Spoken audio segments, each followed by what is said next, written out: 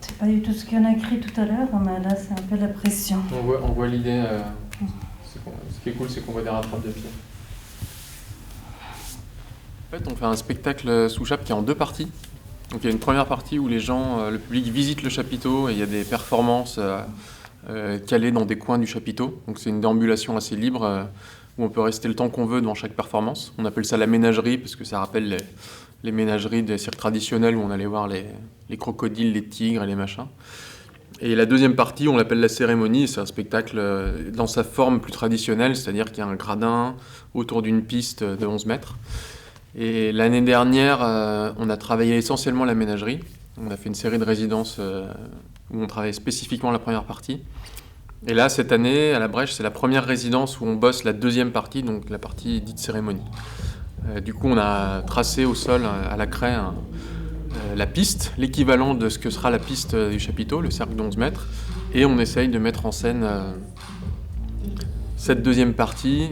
Et ce qui est difficile, c'est qu'il faut qu'on arrive à se projeter à la place du public qui va avoir vu la première partie. C'est-à-dire que les gens, contrairement au spectacle que je mets en scène d'habitude où le début c'est le début, en fait là quand on pense le début de la cérémonie, il faut qu'on garde en tête que le public aura déjà vécu 45 minutes de déambulation, avoir vu du jonglage à droite à gauche. Il faut qu'on arrive à se projeter là-dedans pour imaginer dans quel état ils arrivent. Est-ce qu'ils sont curieux? Est-ce qu'ils en ont marre? Ils ont envie que ça bouge? Ou au contraire, ils sont contents d'être assis et on peut commencer tranquillement. Voilà, les problématiques.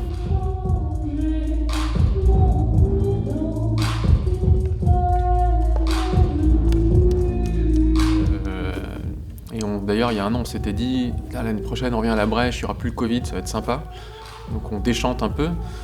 Et l'année dernière, on était ici à la Brèche, dans la grande salle, et on bossait spécifiquement la ménagerie. Donc on avait investi la grande salle d'à côté avec, comme si c'était le chapiteau, avec la performance de Neta, la performance de Wes, la performance de Emilia. Donc on avait installé comme si c'était dans le chap. Et là, on fait la deuxième partie, et on a réinvesti la salle différemment. Donc on va tracer la piste.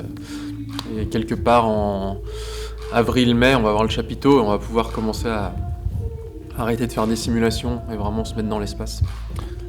Voilà. Et cette deuxième partie, elle est plutôt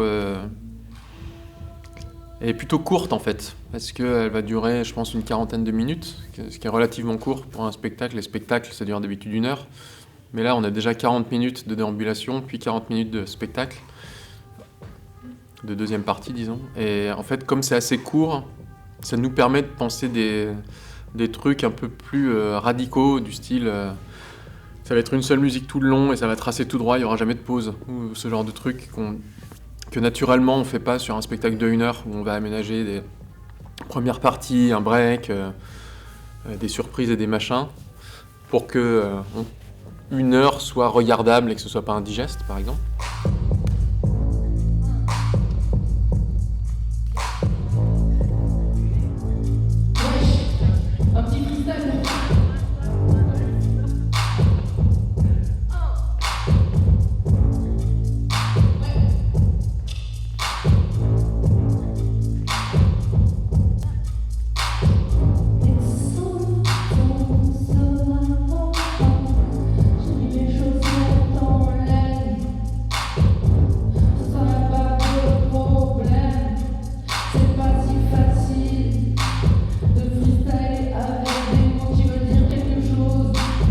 Et là, dans cette deuxième partie, avec cette dynamique un peu spéciale, que c'est la deuxième partie du spectacle, et c'est un spectacle en circulaire mais assez court, on peut imaginer des rythmes un peu différents de d'habitude. Et notamment quelque chose, enfin c'est vers là qu'on essaie de se diriger, quelque chose qui ne s'arrête pas, qui ressemble un peu à une traversée tout droit en apnée, où ça jongle tout le temps, il y a toujours la même musique, entre guillemets, qui porte tout, et puis qui fait une espèce de conclusion hyper intense, un peu en mode trance, rave party, quoi.